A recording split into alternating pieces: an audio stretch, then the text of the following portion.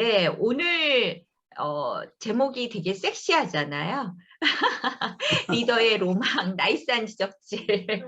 이 부분에 대해서 사실 제가 요새 강의를 하면 많은 리더분들의 정말 큰 고민인 것 같아요. 그러던 중에 우리 유문희 본부장님께서 정말 의미 있는 또 최근에 따끈따끈한 논문을 찾아주셔서 그 부분을 가지고 오늘 이제 진행을 하려고 하는데요. 이 부분은 저희 CIT가 오랫동안 또 계속 관심 가졌던 이론들이 정말 저의 아바타가 쓴 것처럼 그 음. 이론들을 쫙 실증 연구를 통해서 증명을 하고 있어서 또 의미가 있습니다. 그래서 오늘 짧게 컴팩트 있게 한번 진행을 해 보려고 합니다.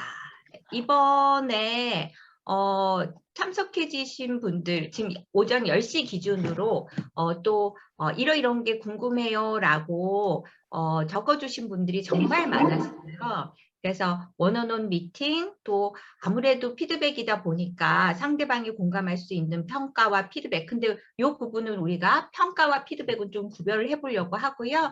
리더 직원 간의 솔직한 대화, 의미 있는 대화 문화 조성, 또 항상 리더와 팀원 사이에 갭이 있는데 이것을 이러한 갭을 본인에게 어떻게 전달해 줄 수 있을까?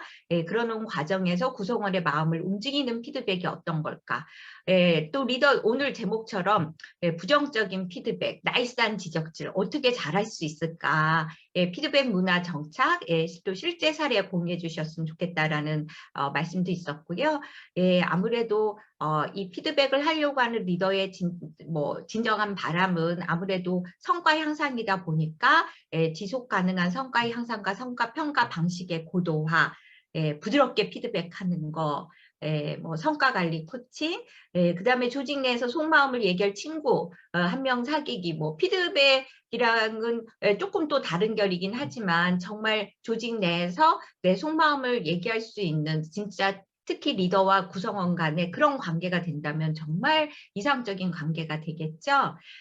자, 그래서 우리가 본격적으로 시작하기 전에 워낙 피드백이라고 하는 내용들은 많이들 사용하고 계셔서 자, 여기서 오늘 우리가 피드백에 대한 거는 사실은 뭐 약간 3번? 3번과 4번에 포커스된 피드백 개념이고요.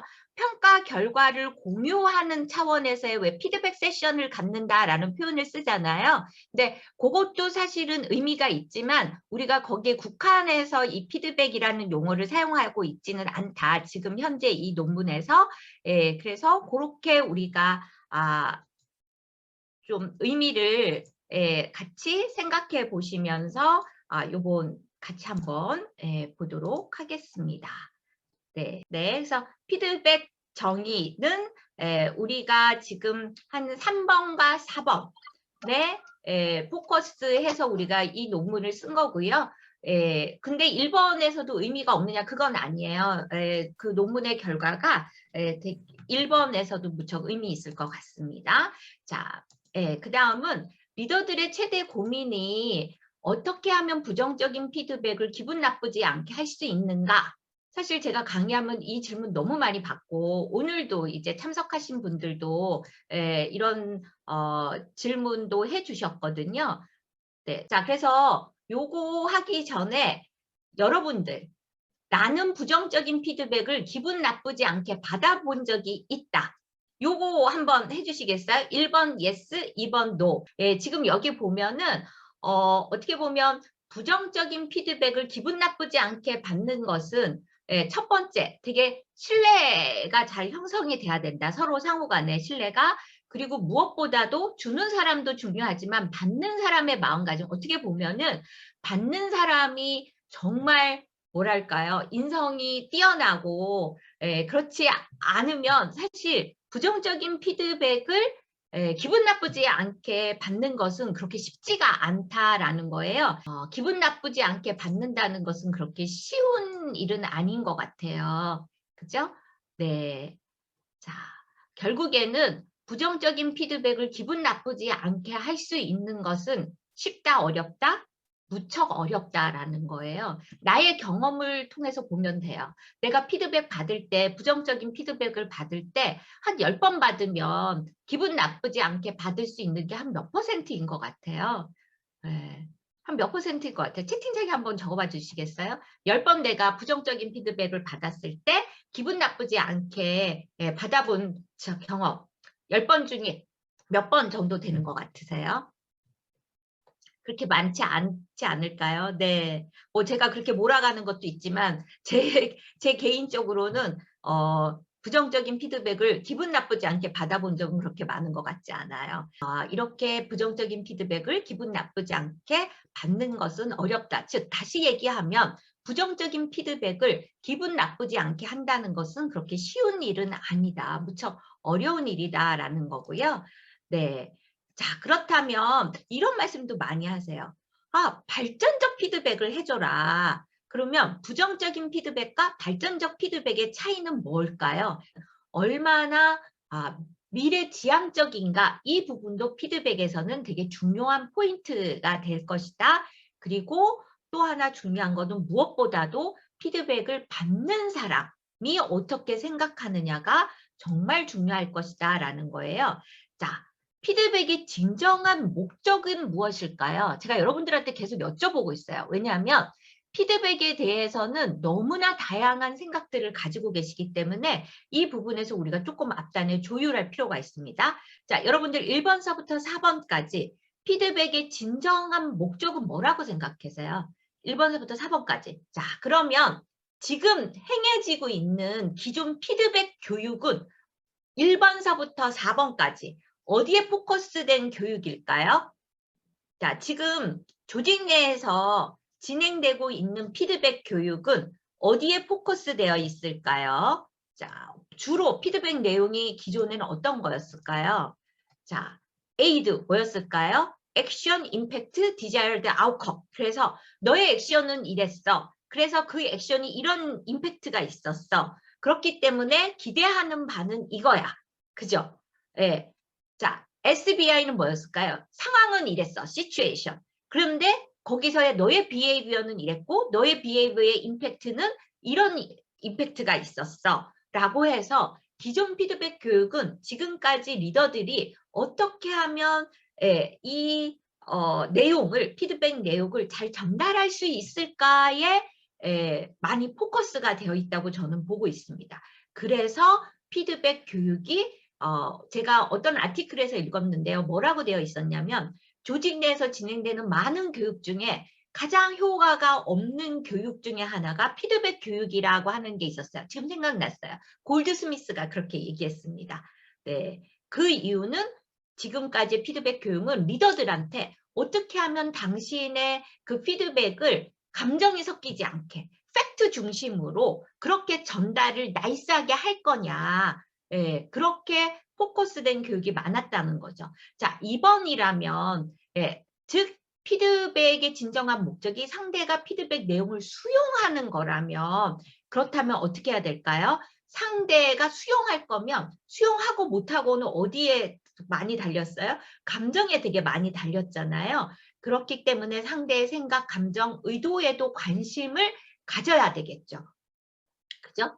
만약에 상대가 그 수용이 된 다음에 원하는 방향으로 행동까지 변화하게끔 하기 위해서는 상대의 생각, 감정, 의도에 관심을 가져야 되고 행동의 변화는 미래지향적이어야 되겠죠.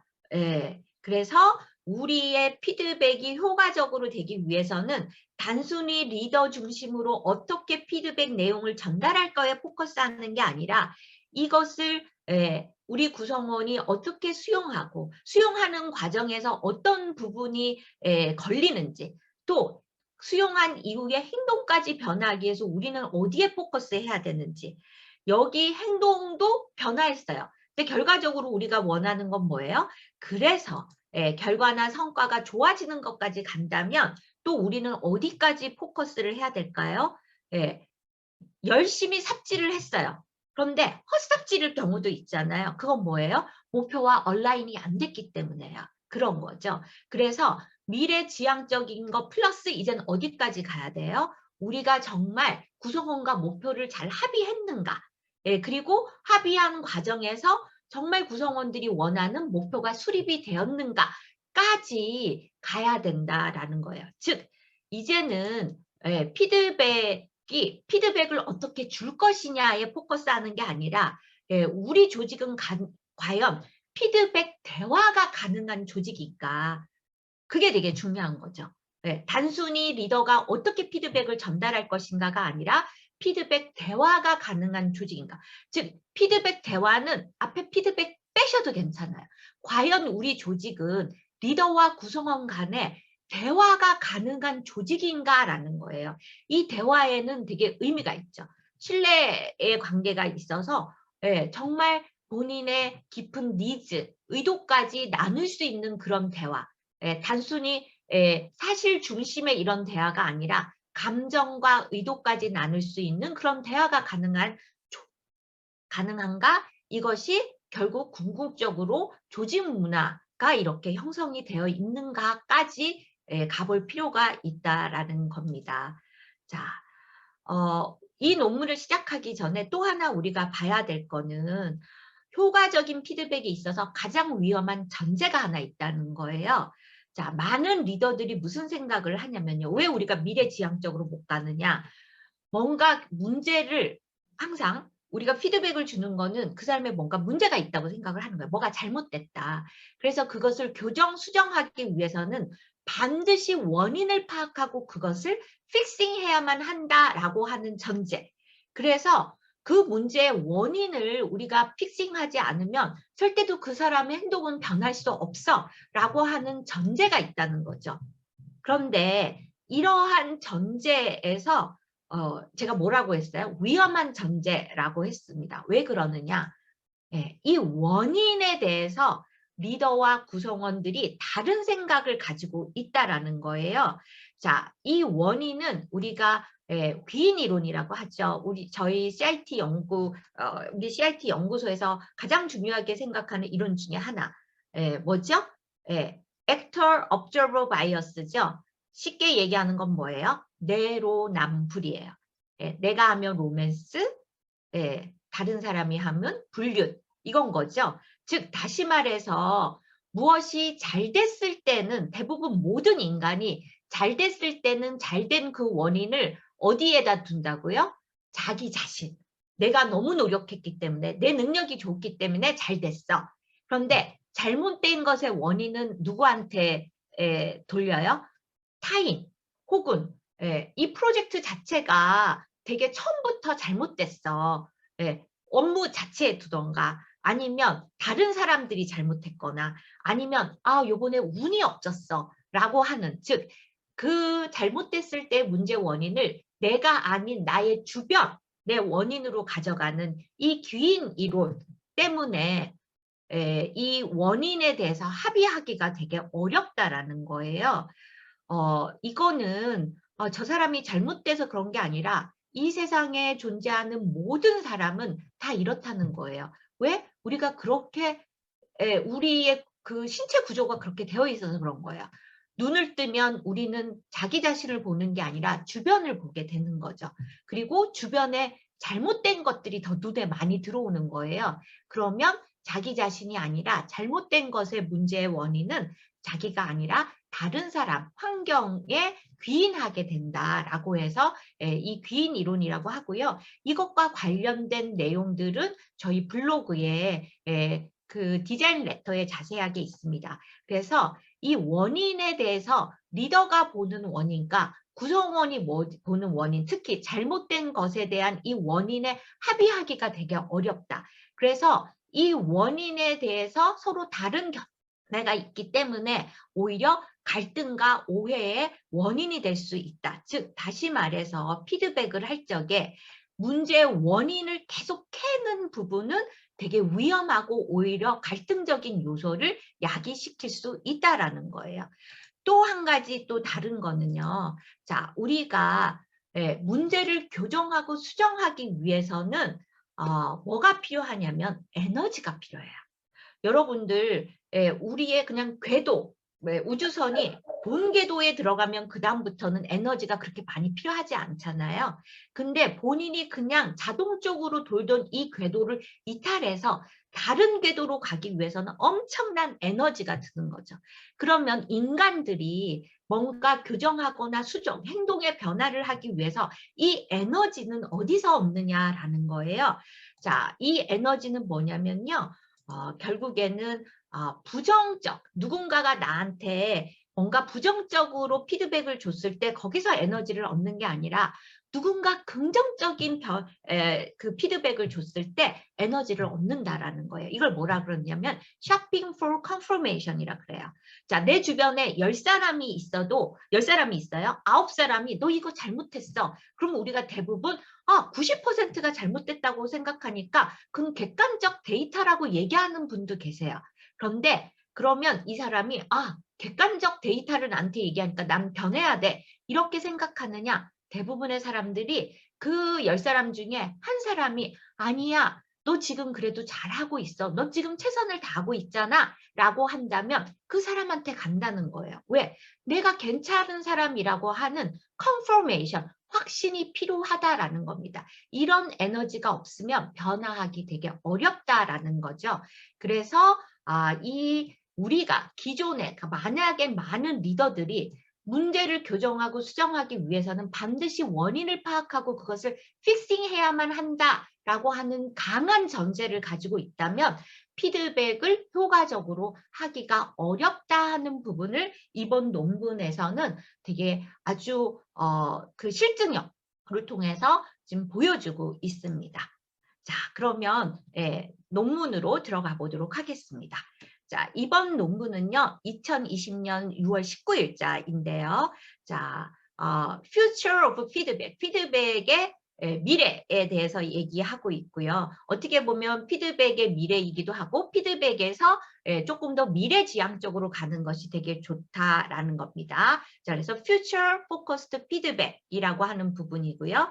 자, 관리적 피드백이 정작 원하는 성과 개선을 창출하는 데 실패하는 경우가 많다. 이거는 조직에 계신 분들도 잘 알고 계실 거예요. 피드백 교육 많이 하지만 생각보다 그렇게 효과가 있지 않다. 그래서 이 논문은 3번의 연구를 했습니다. 순차적으로 3개의 연구를 통해서 성과 피드백이 왜 실패하고 있는지, 어떻게 하면 효과적으로 피드백을 할 수 있는지를 보여주고 있습니다. 자, 첫 번째 연구는요. 직장에서 피드백 제공자와 프로바이더와 받는 자의 간의 귀인 관점의 차이입니다. 자, 첫 번째 설문은요. MBA 수업을 등록한 사람들이고 이 사람들은 이미 직장에서 중간 혹은 상위 관리자의 직책을 맡고 있는 사람들입니다. 총 382명이 참가를 했고요. 자, 여기서는 크게 4개의 카테고리입니다. 자, 그냥 이 사람들한테 무작위로 이것을 할당을 했어요. 자, 피드백 제공자는 2 부류죠. 가장 최근에 긍정적 피드백을 줬던 것을 한번 생각해봐라. 자, 그 다음에는 또 다른 사람한테는 당신이 최근에 부정적 피드백을 줬던 그 사례를 한번 생각해봐라 라고 시작을 했고요. 또 한 부류는 당신이 피드백을 받았는데 최근에 긍정적인 피드백 받았을 때를 한번 생각해봐라. 또 마지막 카테고리 부류는 당신이 최근에 피드백 받은 것 중에 부정적으로 피드백 받은 걸 생각해봐라 라고 해서 그 사람들한테 3가지를 물어봤어요.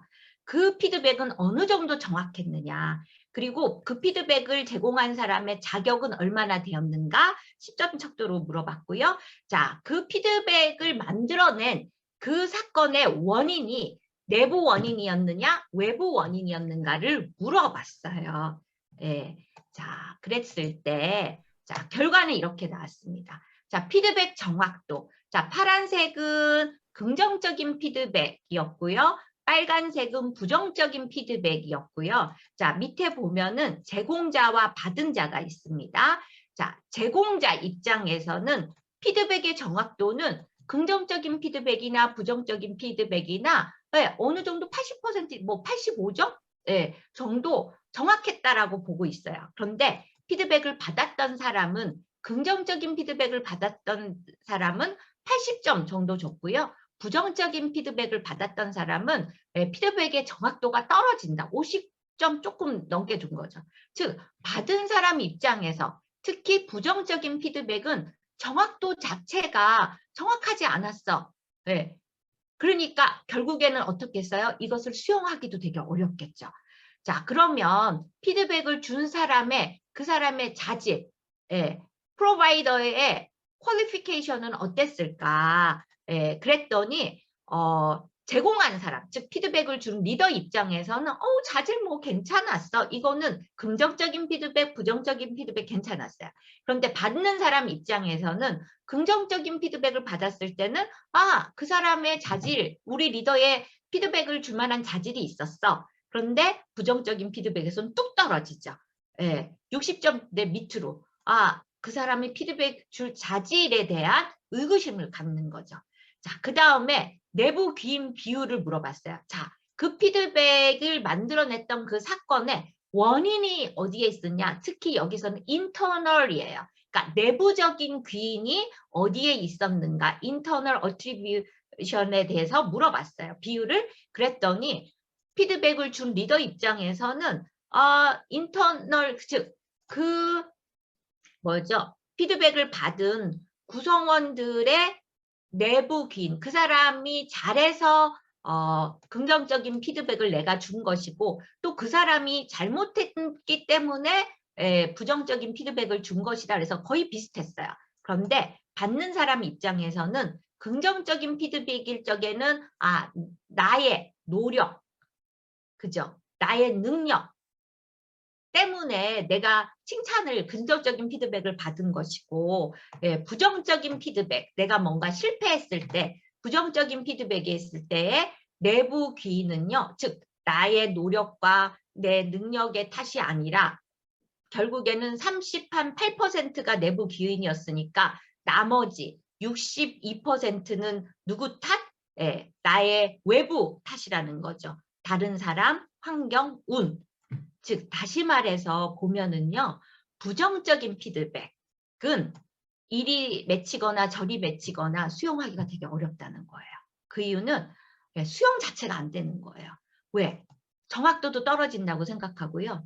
그 어떤 사람이 피드백을 주더라도 그 사람의 자질에 의구심이 있고, 그리고 그 원인에 대해서도 내 탓이 아니라 주변 탓이라고 생각을 하기 때문에 부정적인 피드백을 나이스하게 준다라는 것 자체가 인간에게는 거의 어렵다, 불가능할 수 있다라는 겁니다. 그죠? 자, 두 번째 연구는 뭐였냐면요. 자, 이 연구를 하고 난 다음에 그렇다면 이러한 만약에 피드백 대화를 하고 난 다음에는 이 상황이 어떻게 달라질까라는 거였어요. 자, 요 연구 절차를 보면은요. 일단 제일 먼저 인사 정보를 줬어요. 되게 그야말로 객관적인 데이터라고 하는 것을 먼저 준 거죠. 물론 실제 상황에서는 아무리 객관적인 데이터를 주더라도 평소에 그 사람과의 관계도 있을 거고요. 뭐 여러 가지 요소들이 있어서 요거는 조금 실험을 위한 하나의 세팅으로 보시면 좋겠죠. 자, 그래서 어쨌거나 객관적인 데이터를 주고요. 두 부류로 나눴어요. 상사 역할과 부하 역할로 나눴던 거죠. 그리고 5분 정도 사전 설문을 실시했습니다. 사전 설문을 실시를 했고요. 그리고 난 다음에 사전 설문도 그 귀인, 내부 귀인이냐 외부 귀인이냐 이런 거 물어봤고요. 직무별 중요도 이런 것도 물어봤습니다. 자, 그런데 이때 지침으로 줬던 게 뭐냐면은요.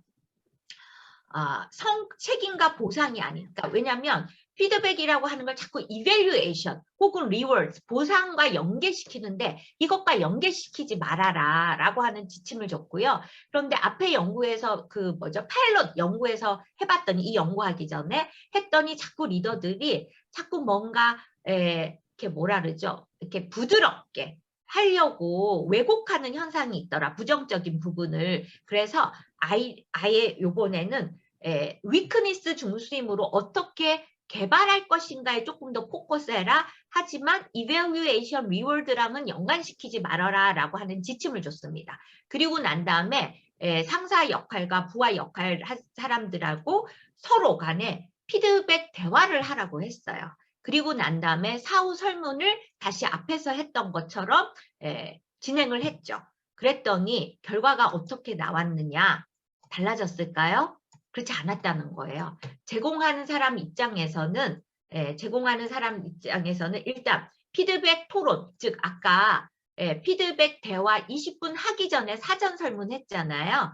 사전 설문했을 적에는 대부분 되게 객관적으로 보고 있어요. 내부 기임 비율을 제공한 사람이나 받은 사람이나 다 그 사람이 잘했기 때문에 칭찬을 하는 거고 그 사람이 잘못했기 때문에 우리는 그런 부정적인 피드백을 주는 것이다. 이거는 부하 직원 역할을 하라고 하는 사람도 되게 어떻게 보면은 쿨하게 이렇게 거의 비슷하게 줬다는 거죠. 즉 아직까지 빙의가 안 된 거예요. 그죠? 대화하기 전에는. 그런데 대화를 하고 난 이후에 피드백 여기서는 뭐 피드백 디스커션 혹은 피드백 컨버세이션 다 두 개를 같이 쓰고 있더라고요. 한 후에는 받은 사람 입장에서는 이 두 개를 비교해 보세요. 자, 긍정적인 피드백, 내가 잘한 것에 대해서는 나의 내부 원인이 더 올라갔죠. 반면에 실패한 것에 대해서의 원인은 나의 내부 원인이 떨어졌어요. 즉, 내로남불이에요.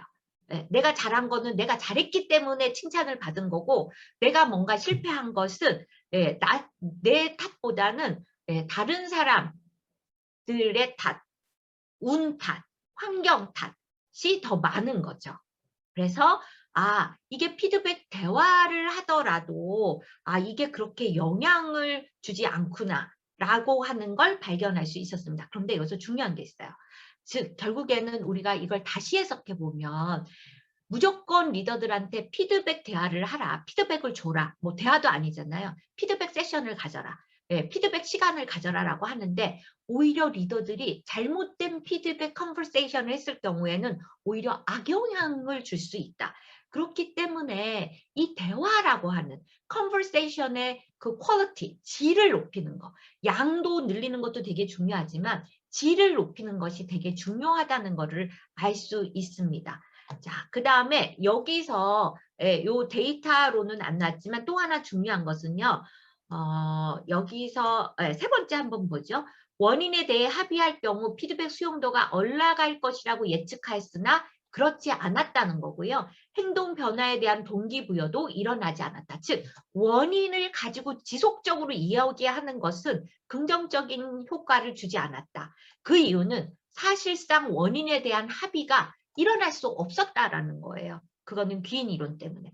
특히 우리는 뭔가 수정의 가능성이 있다면 좀 더 우리가 희망이 있잖아요. 근데 과거는 이미 고정된 거잖아요. 내가 바꿀 수 있는 게 아니기 때문에 구성원들은 그걸 수용하기가 되게 어렵다라는 겁니다.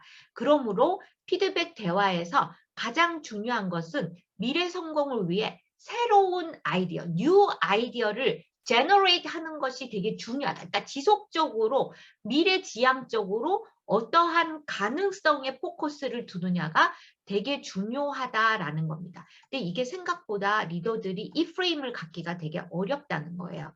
자, 과거지향적 이건 뭐냐면 problem solving이에요. 자, problem solving을 하는 건 뭐냐면 문제의 원인을 파악해서 그걸 픽싱하는 거죠. 되게 분석적인 어프로치예요. 그런데 대부분 리더들이 되게 분석적인 그러한 역량을 가지고 지속적으로 성장해오는 사람들이 대부분이라는 거죠. 그런데 미래지향적인 건 뭐냐면 솔루션 포커스드 프로세스예요. 이건 뭐냐면 원인에는 별로 관심이 없어요. 어떻게 하면 how to do getting better, how to get better예요. 어떻게 하면 좀 더 나아질 수 있을까에 포커스하는 거죠. 원인에 관심을 갖는 것이 아니라. 자, 세 번째의 연구는 뭐였냐면요. 똑같아요. 인사정보 줬어요. 사전 설문하고 피드백 대하고 사후 설문을 했는데요. 여기서 강조한 건 뭐냐면 추가 지침을 줬어요. 이제는 뭐라고 했냐면요. 퍼포먼스 임프루먼트 골. 아까는 약점에 weakness, 약점에 포커스해서 개선하는 포인트 해라 그랬는데 그게 잘 안 됐던 거죠. 그래서 요번에는 추가 지침을 준 게 뭐냐면 퍼포먼스 임프루먼트 골에 포커스해라. 예. 그렇게 해서 대화를 하라라고 했고요. 그리고 난 다음에 사후 설문을 했어요. 근데 여전히 지금 보면은요. 내부 귀인 비율 스터디 1, 스터디 2 아까 봤었죠? 근데 스터디 3는 아까 스터디 1과 거의 더 극과 극으로 나온 거죠. 아무리 그렇게 가이드를 주더라도 그렇게 되지 않았다는 거예요. 뭐 여기서는 어떤 대화를 구체적으로 했는지 잘 모르겠지만 오히려 성공한 것에 대해서는 본인들이 내가 잘했기 때문에 성공한 거고 실패한 것은 내가 잘못했기 때문에 실패했다고 생각하지 않고 외부의 기인을 돌리고 있다라는 거고요. 자, 그리고 여기 보면은 이런 데이터 이제 여러분들 논문 보시면 이런 데이터도 나와 있는데 여기서 이제 그렇다면 우리가 이 사람의 개선점 앞으로 더 나아지는 부분에 대해서 피드백 대화를 그러면 하면 안 되느냐? 그건 아니었다. 피드백 받는 자의 미래 초점에 대한 그 평가가 근데 여기서 요거는 잘못 좀 해석이 된 것 같아요. 미래 초점에 포커스 되어 있을 때 미래 피드백의 수용이나 변화 의사의 가장 좋은 예측 변수이다. 즉 피드백이 효과가 있을까 없을까를 예측할 수 있는 가장 중요한 선행, 예측 변수는 뭐였는가? 그 피드백 내용이 퓨처 포커스, 미래 지향적이었는가 아니었는가. 자, 피드백 내용을 이렇게 보면요. 리더와 구성원 간의 피드백 내용을 보면 이 사람이 구성원이 이 피드백을 수용할 건지 앞으로 행동의 변화가 일어날 건지 그것을 예측할 수 있는 되게 좋은 변수였다라는 거예요. 그리고 이러한 피드백이 효과가 있기 위해서는 피드백 받는 사람의 수용도, 그 다음에 motivation to change, 변화하고자 하는 그러한 동기가 되게 중요하다. 그래서 이러한 귀인 불일치는 피드백에 대한 낮은 수용도를 예측할 수 있다. 즉, 이제는 리더들한테 피드백을 줄 때 너무 과거의 원인을 뭔지, 그 원인을 어떻게 픽싱할 것인가에 대해서 포커스한 피드백을 하라고 해야 된다? 안 된다? 안 된다는 거죠. 그래서 연구3의 추가 지침은 우리가 그렇게 가이드를 줬음에도 불구하고 귀인 차이를 완화하지 못했다라는 거예요. 이거는 다시 말해서 우리가 볼 수 있는 거는 피드백 대화의 퀄리티를 올리는 것은 그렇게 쉬운 이슈가 아니다. 왜? 대부분의 리더들이 어떤 프레임을 가지고 있다. 그래요? problem solving의 프레임을 가지고 있다는 거예요. 왜? 그 사람을 고치기 위해서는 원인을 고치지 않고서는 이 사람은 바꿀 수 없다라는 이 프레임에서 벗어나지 않으면 되게 어렵다라는 부분인데 이게 왜 어려우냐? 리더들은 대부분 성공한 리더들은 되게 분석적인 어떠한 이러한 그 뭐랄까요? 그 사고의 프레임을 가지고 있는 경향이 되게 크기 때문에 쉽지 않고 그래서 이제는 피드백을 어떻게 줄 것이냐의 교육이 아니라 결국에는 구성원들과 어떤 대화를 할 것인가에 대한 교육이 더 필요하다. 자, 퓨처 포커스 되어 있는 부분에 대한 것들을 그 논문에서 이렇게 정리를 해봤는데요. 자, 피드백 호감도와 피드백 수용도. 자, 피드백 수용도 변화 의지. 즉 다시 말해서 피드백을 주는 가장 진정한 목적은 뭐냐? 결국에는 성과가 getting better 하는 거예요.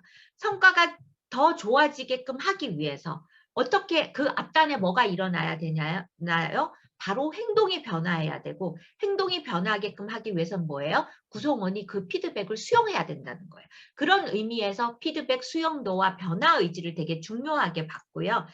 그리고 요 하나 또 하나 예측 변수로 미래지향적이었는가라는 걸 봤죠.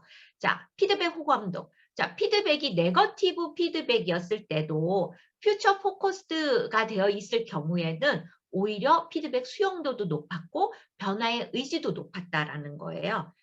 그 다음에 퓨처 포커스드가 되게 낮았을 경우에는 낮겠죠. 그 다음에 중간 정도. 자, 피드백의 호감도 되게 긍정적인 피드백이었을 때도 물론 긍정적인 피드백이었기 때문에 수용도는 올라가겠죠. 그런데 이 수용도가 올라가더라도 퓨처 포커스 되었을 때가 가장 많이 올라가더라. 자, 그리고 그 변화의 의지에 보면은 오히려 여기서 보면은 긍정적이었을 경우에 긍정적인 피드백이었을 적에는 부정적인 피드백보다도 변화 의지는 조금 떨어졌지만 이 세 개를 보면 미래지향적일 경우에 훨씬 더 그 피드백 대화가 미래지향적이었을 때 변화 의지가 되게 높아졌다라고 하는 부분이고요.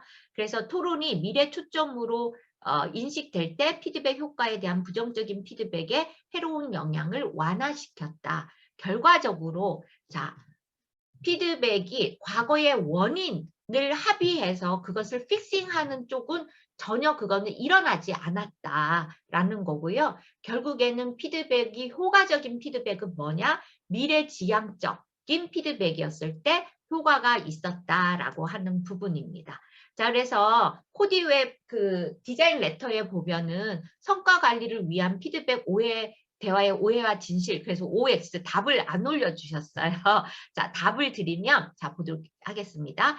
피드백 대화는 향후 미래 방향을 조정하기 위해 문제의 원인을 파악하는 것이 중요하다. OX, X인 거죠. 그래서 과거 중심 대화는 받는 자로 하여금 자기 보호 기능을 더욱 활성화시킨다. 그리고 셀프 컨피던스, 자기 확신을 되게 떨어뜨리는 거죠. 자기 확신이 떨어지면 어떻게 된다고요? 변화의 에너지를 얻을 수 없다. 여러분들 누군가가 부정적인 피드백을 줘도 당당한 사람들, 그리고 변화에 대해서 되게 자신감 있게 변하는 사람들은요, 셀프 컨피던스가 되게 높은 사람들이에요. 그래서 이런 부분에서 문제의 원인을 합의하는 것 자체가 되게 어렵다. 모든 인간은 내로남불의 성향이 있기 때문에 잘못된 것의 원인을 합의하는 것은 어렵다. 피드백의 두 당사자는 같은 목표를 가지고 있기에 그것이 긍정적이건 부정적이건 피드백의 정확도에 이견이 없다. 그렇지 않았죠? 부정적인 피드백에는 받아들이는 사람 입장에서는 피드백이 정확하지 않다라고 생각하는 경향이 높았다. 피드백 3번, 피드백 받는 자는 언제나 피드백 주는 자의 자질에 의구심을 가지지 않는다. 그렇지 않죠? 부정적인 피드백에 대해서는 피드백 주는 리더의 자질에 의구심을 갖는다는 거고요. 자, 이거는 다 뭐 때문에 그렇다고요? 귀인 이론 때문에 그렇다. 긍정적이든 부정적이든 피드백을 받는 자는 귀인 이론에 따라 늘 외부의 원인이 있다고 믿는다. 그렇지는 않아요. 그죠? 긍정적인 피드백은 내부에 내가 잘했기 때문이라고 하는 생각을 더 많이 갖게 되죠. 5번 피드백 대화를 통해 피드백 제공자는 받는 자로 하여금 자신과 같은 해석에 이르게 할 수 있다. 이게 되게 어렵다는 거죠. 왜? 우리의 뇌 구조가 그렇게 생기지 않았다라는 거예요. 눈만 뜨면 어떻게 돼요? 눈을 통해서 들어오는 모든 인포메이션은 나에 대한 것이 아니라 외부에 대한 것이다. 그리고 우리가 볼 적에 우리 DNA는 뭐가 있다고요? 잘못된 것을 보려고 하는 DNA가 살아있다는 거예요. 그건 왜 그래요? 예전에 구석기 시대에 좋은 게 좋아 이렇게 했던 사람은 다 공룡한테 먹혀 죽었다는 거죠. 뭔가 바스락거려도 이게 뭐지? 라고 놀래가지고 소스라쳐서 막 경계하고 이랬던 사람이 살아남았기 때문에 우리의 DNA에는 되게 뭔가 부정적인 것을 빨리 캐치하는 그런 DNA가 있다라는 겁니다. 6번. 사람은 다르기 때문에 피드백 받는 자의 호감도나 수용도를 예측하기 어렵다. 이건 조금 약간 해석이 조금 미묘하게 조금 어려운데요. 결국에는 뭐냐면 피드백의 효과성을 무엇으로 예측할 수 있냐라는 거죠. 피드백을 받는 자가 그 호감도와 수용도를 높이기 위한 피드백이 어떤 피드백이었느냐? 결국에는 미래지향적인 피드백을 했을 때 자, 리더와 구성원 간의 대화를 이렇게 지켜봤을 때 리더가 되게 미래지향적으로 대화를 이끌어 가더라. 네가 원하는 지금 이러한 상황에서 네가 정말 원하는 결과가 뭐야? 그 결과를 만들어내기 위해서 지금 우리가 어떤 것부터 시작하면 될까? 그리고 필요한 지원이 뭘까? 이러한 미래지향적인 대화를 가져갔을 때 이 구성원이 수용하고 행동의 변화까지 일어날 수 있다라는 것을 예측할 수 있었던 거죠. 네. 결국에 우리가 이 논문을 통해서 볼 수 있는 건 뭐냐면 나이스한 지적질, 가능하다, 불가능하다, 어렵다. 물론 가능할 수는 있어요. 그죠? 하지만 절대적으로 어렵다. 저는 많은 그 HR 담당자분들이 저희한테 요청해요. 부정적인 피드백을 어떻게 하면 기분 나쁘지 않게 전달할 수 있는 방법을 리더들한테 좀 알려달라. 그럼 저는 그를 여쭤봐요. 우리 HR 분들한테 담당자분들 최근에 진짜 상사로부터 부정적인 피드백을 정말 나이스하게 정말 땡큐 하면서 받아본 적이 있느냐. 그러면 그런 거 없잖아요. 왜 본인은 받아본 적이 없는데 그걸 왜 리더한테 해달라고 하느냐라고 제가 여쭤봐요. 중요한 건 뭐냐면 우리가 피드백을 주는 것이 중요한 것이 아니라 결국에는 구성원이 어떻게 하면 그걸 수용하고 더 나아가서 행동의 변화를 일으켜서 정말 그들이 원하는 결과를 얻을 수 있도록 할 것이냐. 그렇게 하기 위해서는 리더는 뭐에 관심을 가져야 돼요? 구성원이 그때 어떤 상황이었고 그때 본인이 파악하고 있었던 건 뭐고 감정은 어땠는지 결과는 그렇게 나왔음에도 불구하고 그 사람이 의도했던 것이 무엇인지 호기심을 가지고 대화를 해야 되는 거죠. 그리고 그 대화를 통해서 앞으로 무엇을 달리할 것인가. 그래서 저는 자꾸 상시 성과 관리, 그다음에 성과 관리, 왜냐하면 비대면 상황에서 리더도 되게 불안하잖아요. 그러다 보니까 좀 더 타이트하게 어떻게 하면 성과 관리할 수 있느냐 이런 문의들을 많이 해요. 그래서 그러려 보면 그런데 그런 쪽으로 교육의 방향을 틀면요. 리더들은 자꾸 어떤 본능이 생겨요? 체크하려고 하는 본능이 생겨요. 이거 했어? 안 했어? 네. 근데 그게 아니라는 거죠. 쪼이면 쪼일수록 마음의 여유가 없어요. 호기심이 생기지 않는다는 거예요. 과연 구성원은 어떤 생각을 하고 있을까? 여기에 관심이 없어진다라는 거죠. 그래서 저는 제가 강조하고 싶은 거는 조금 더 피드백에 너무 포커스하지 마셔라. 왜? 기존에 우리가 가지고 있던 피드백의 그 개념이 있기 때문에 피드백을 강조하는 순간 우리가 가고자 하는 방향으로 가기 힘들다.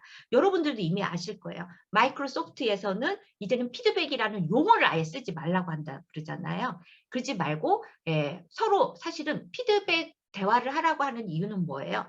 서로 구성원과 리더의 서로의 관점에 대해서 대화를 하라는 거예요. 마이크로소프트는 뭐라 그래요? 피드백이라는 용어 쓰지 않고 상호 관점의 공유, 퍼스펙티브의 그 공유라고 하는 용어를 쓴다라는 거죠. 그래서 우리가 지금까지 있었던 이 피드백과 관련돼서 이번 논문이 왜 지금까지의 피드백이 효과가 없었는지 앞으로 피드백은 어떻게 변화해야 됐는지 실증 연구를 통해서 여러분들한테 좀 더 효과적인 피드백에 대한 메시지를 전달하고 있었습니다.